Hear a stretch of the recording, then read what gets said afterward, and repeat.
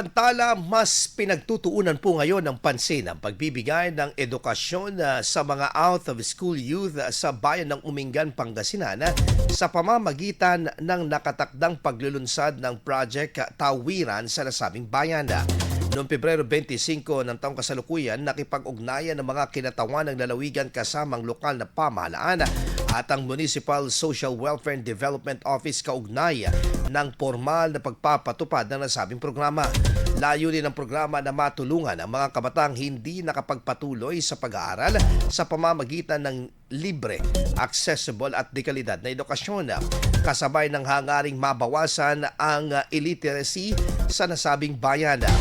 Inaasa namang ilulunsad ang programa sa buong bayan ng Umingan sa mga susunod na araw.